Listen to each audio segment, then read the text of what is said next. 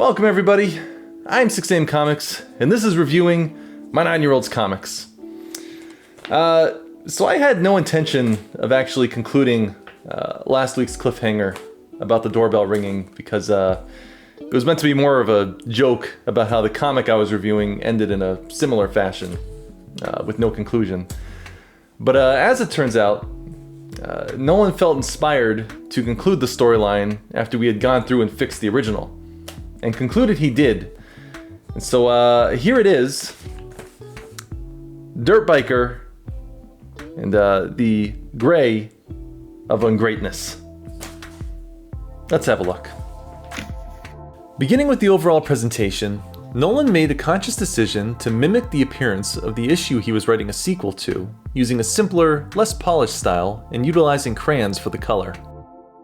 However, unlike the original Lost issue, this cover illustration is much simpler with a plain white background and minimalistic take on the Dirt Biker logo. It's a clever approach that pays homage to what came before, but also appeals to a modern design sense. A bridging of gaps, if you will. The interiors, like the cover, strongly resemble the original stylization and coloring techniques, again relying on bold crayons with only a subtle hint of marker throughout. Nolan did an amazing job channeling his 2023 art style, while at the same time applying his years of artistic experience to allow for a stronger sense of clarity in what is happening on the page. The layouts are more uniform, the character designs are more defined, and the action is much more dynamic than ever before. And yet, somehow it feels as though we're reading a 2023 table comics production. It's the best of both worlds, a timeless piece of art. Unlike the original, however, this is a much shorter comic, coming in at only 6 pages, including the cover, which is just fine. For a conclusion to a Lost comic, this is exactly what it needs to be. Short, sweet, and satisfying. But just how satisfying a sequel is this? Let's have a read and find out. When we last left our villain of the week, Grey, he was mid-monologue when his doorbell rang, prompting him to walk away from Dirt Biker and answer his door. But just who was it at the door? Who here guessed it? Because I certainly didn't. It was none other than Dirt Biker's trusty hoverbike, showing an unexpected sense of sentience as it arrives to rescue its master. Grey is just as shocked as the readers. Oh no! Dirt Biscuit's vehicle! I love his nicknames for Dirt Biker. Enthused by the revelation, Dirt Biker cheers from within his binds. Yay! Grey, rarely ever one to be outsmarted, presses a button on a remote control, summoning his own vehicle to arrive just behind Dirt Biker's bike. The two vehicles stare each other down. Just then, Grey's bike begins to morph, and our antagonist quickly jumps inside. Now I have protection! The bike morphs once again to create shelter for the villainous stalker.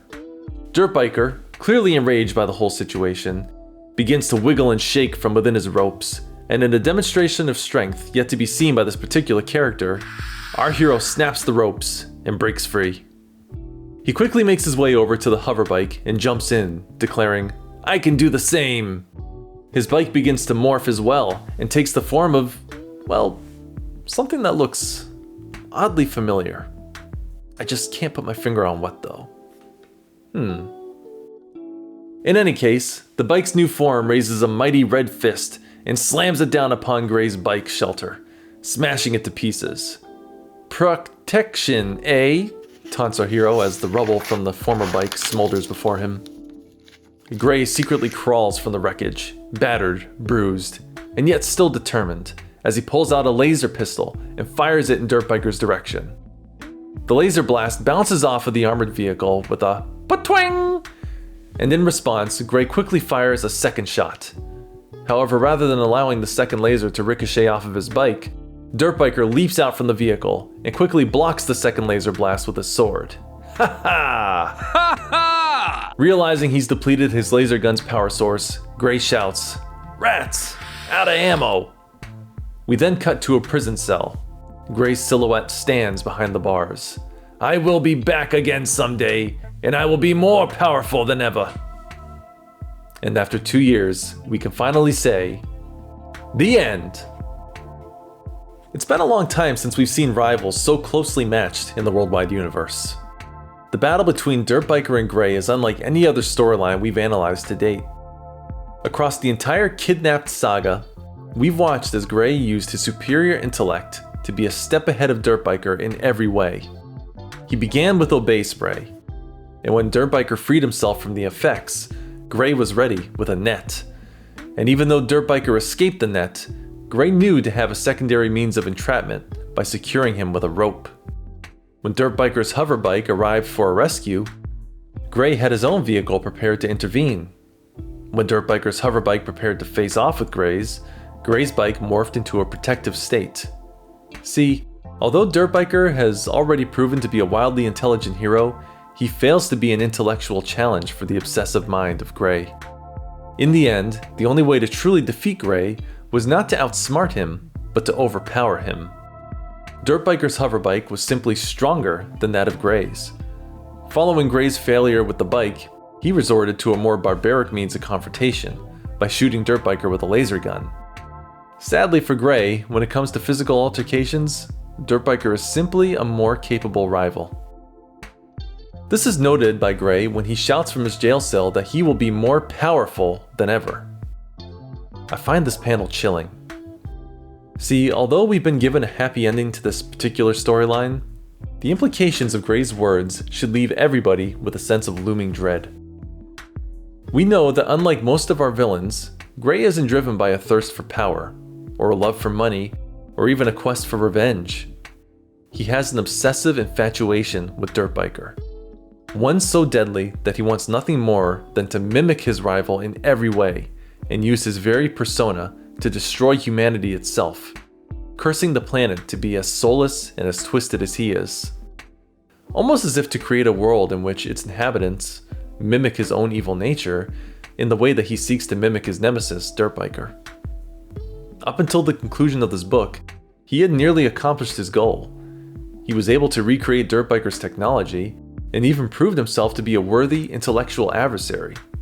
But he lacked the power possessed by our protagonist, and now he knows it. And as he serves his sentence in prison, he declares his intent to focus on the one skill he lacked: power. And I suspect, given his track record of successful mimicry, that he'll find a way to achieve his goal and return for a rematch.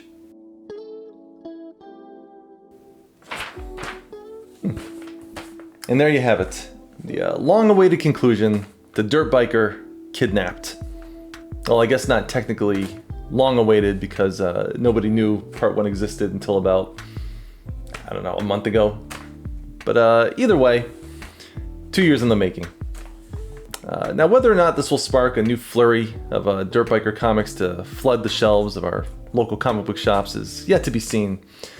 But if you're looking for a Dirt Biker fix, there is an entire line of crossover comic books titled The Rogues, featuring this particular hero in his classic white costume. So fear not, this beloved hoverbiking hero will return in a later review. But for now, I'm going to give this issue one sleeping Sylvester Stallone, because this cliffhanger has finally been laid to rest. Actually, laid to rest means dead, not sleeping, but we don't make jokes like that about Rocky. Not in this house.